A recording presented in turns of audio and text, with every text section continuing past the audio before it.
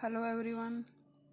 तो कल हम बीटाट्रॉन कर रहे थे। तो बीटाट्रॉन में ये रिलेशन अपने पास आ गया था D phi upon D T. Flux पे जो परिवर्तन है, change of flux 2 pi r naught square D V by D T. B magnetic field, r naught उसकी रेडियस है साइक्लोट्रॉन। ठीक है, तो ये आ गया था। इसको बोल रहे थे अपन बीटाट्रॉन की कंडीशन। ठीक है, तो इससे क्या दिख रहा है, जो फ्लक्स में परिवर्तन है या फिर बीटाट्रॉन की कंडीशन मास पर डिपेंड नहीं करती। यहाँ कोई मास की टर्म नहीं है, तो मास पर डिपेंड नहीं करती। ठीक है,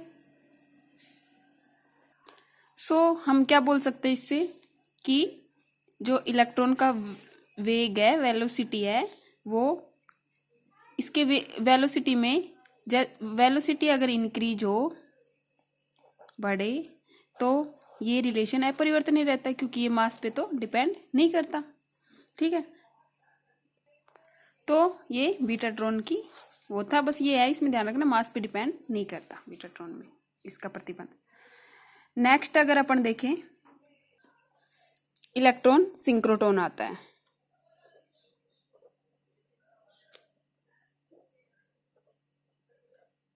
ठीक है, ये अपने सिलेबस में नहीं है।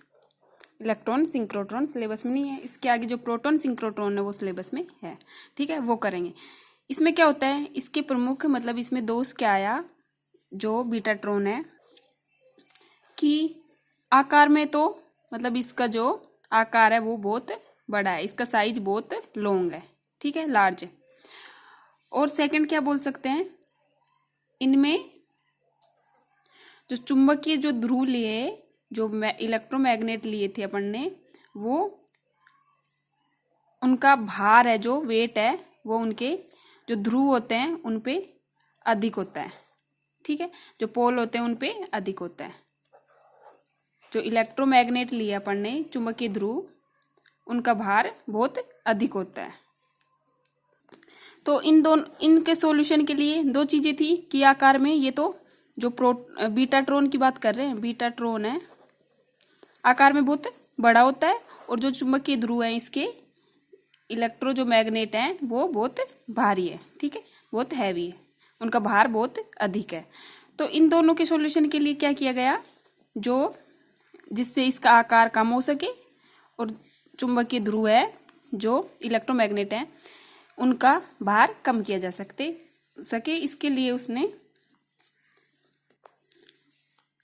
ये भी हो और इलेक्ट्रॉन की एनर्जी में वृद्धि भी हो। तो इसके लिए जो रेडियो आवृत्ति की फ्रीक्वेंसी है, आरएफ जो फ्रीक्वेंसी है, उसकी विद्युत क्षेत्र लगाया, इलेक्ट्रिक फील्ड।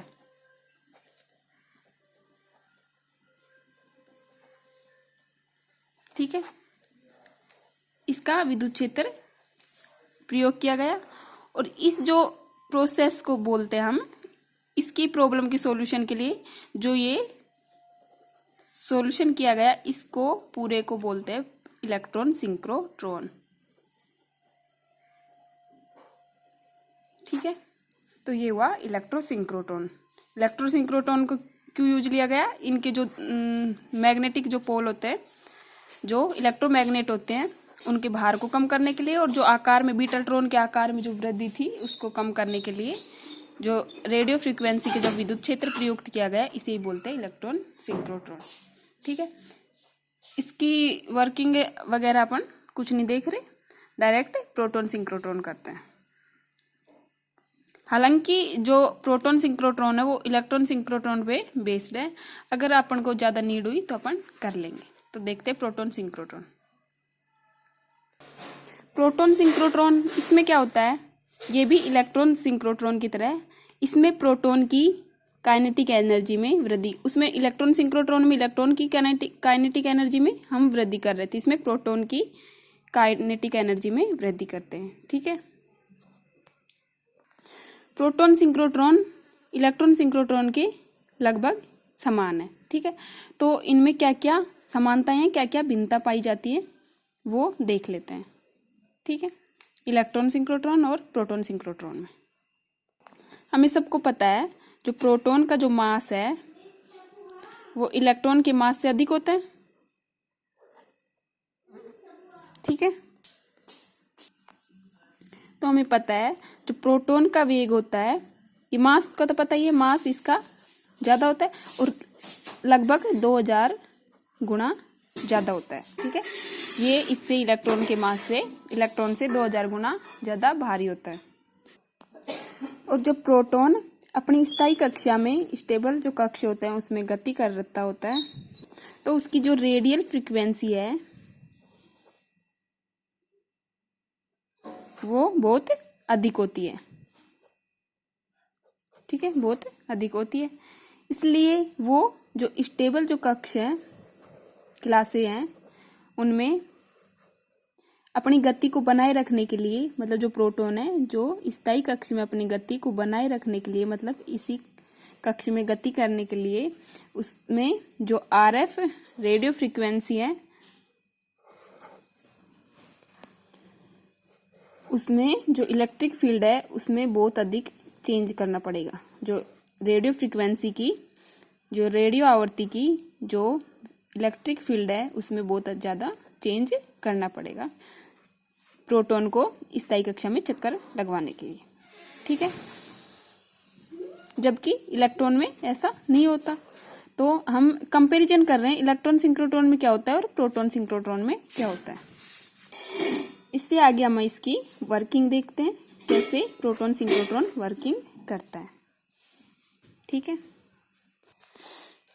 ये प्रोटॉन सिंक्रोट्रॉन है, इसमें क्या होता है, 4 क्वाड्रेंट होते हैं जो वृत्तीय हैं, दिख रहा है 2 3 4, जो बिल्कुल गोले के कटे हुए बाग के जैसे हैं। ठीक है, इन जो चारों वृत्तीय खंड हैं इनको 4 रेखीय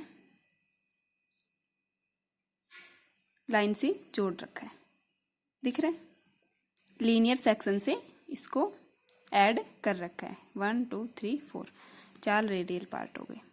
इसमें आगे क्या होता है, यहां से प्रोटॉन इजेक्ट कराया जाता है।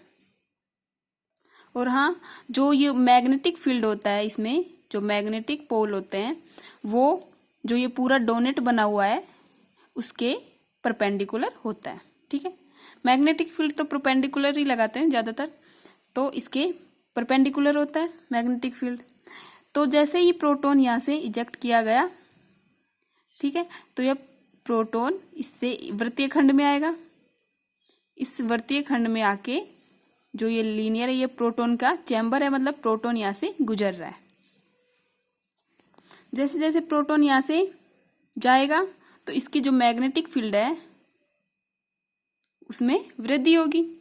और ये जो प्रोटॉन है जैसे जैसे ये चक्कर लगा के इधर आएगा, मैग्नेटिक फील्ड में तो वृद्धि होगी, साथ में इसकी ऊर्जा में भी वृद्धि होगी। इसे भी मतलब जो कला स्थायित्व सिद्धांत है, जो फेज स्टेबिलिटी प्रिंसिपल है, जो पहले अपन ने समझा था, उसके आधार पर हम इसको समझ सकते हैं। फेज स्टेबिलिटी सिद्धांत सबको पता होगा क्या होगा। फेज स्टेबिलिटी प्रिंसिपल में क्या था, जो शून्य कला की स्थिति थी, साइन वेव थी, यहाँ 0 था, t1 टाइम लिया था, यहाँ t1 और t2, मतलब जो t1 टाइम में ये था, पहले इसकी कला जो फेज है ये धनात्मक है, धीरे धीरे ये कम होती होती शून्य को प्राप्त करती है, फिर नेगेटिव होती होती फिर शून्य पर आ जाती है। ये शून्य कला सिद्धांत था, 0 फेज वाले आयन इसको बोला जाता था। फिर इसमें क्या किया था अपन ने, t1 समय पर इसकी आवृत्ति ये है, t2 समय पर कम हो जाती है, t3 पर कम हो जाती है, अंत में ये शून्य को प्राप्त करता है, फिर अंत में ये नेगेटिव हो जाता है, शून्य के बाद ये नेगेटिव होता चला जाता है, फिर दोबारा से शून्य पर आ जाता है। ठीक है, यही था अपना फेज स्टेबिलिटी सिद्धांत। यहाँ पर जो 0 पॉइंट होते हैं, 0 2 पाई 4 पाई, यहाँ कला स्थायी हो जाती है, जो फेज है वो स्टेबल हो जाता है। ठीक है, ये था अपना कला स्थायित्व सिद्धांत, फेज स्टेबिलिटी प्रिंसिपल। तो बस इसमें ये प्रोटॉन की एनर्जी में वृद्धि हो जाती है, मतलब प्रोटॉन एक्सेलरेटर हो रहा है अपना, प्रोटॉन ज़्यादा मतलब जैसे ही गति करेगा इसका मैग्नेटिक फील्ड बढ़ेगा, इसकी काइनेटिक एनर्जी में वृद्धि होगी। ठीक है, उससे आगे अगर अपन देखें, एक तरीके से ये गोलाई में चक्कर लगा रहा है, तो इसमें देखें प्रोटॉन है ये ऐसे कलर है, इसकी रेडियस आर नोट माने, क्योंकि ये 4 वृत्तीय खंड है चारों कोनों पे और इसे लीनियर सेक्शन के द्वारा जोड़ा गया है, तो इसे माने तो आर नोट अगर इसकी रेडियस माने तो इसकी जो परिधि होगी 2 पाई आर नोट। ठीक है, स्मॉल आर नोट ले लो। तो ये प्रोटॉन सिंक्रोट्रॉन है जो कितने समय में ये चक्कर लगाता है, सी है जो वेलोसिटी है और ये चक्कर लगा रहा है परिधि जितनी, तो 2 पाई आर नोट। ठीक है, इस समय जो मैग्नेटिक फील्ड होता है वो मैक्सिमम होता है। ठीक है, फिर दोबारा से जैसे ही गति होगी वो अपनी जो प्रारंभिक चुंबकीय जो स्टेट है उसमें आ जाएगा। इस प्रकार हम प्रोटॉन हमें प्लस पल्स रूप में मिलता है, स्पंद। ठीक है, स्पंद का मतलब क्या है, मिलेगा, बिल्कुल सीधा नहीं मिल रहा, यहाँ मिल गया, इसको बोलते हैं स्पंद रूप में हमें मिलता है।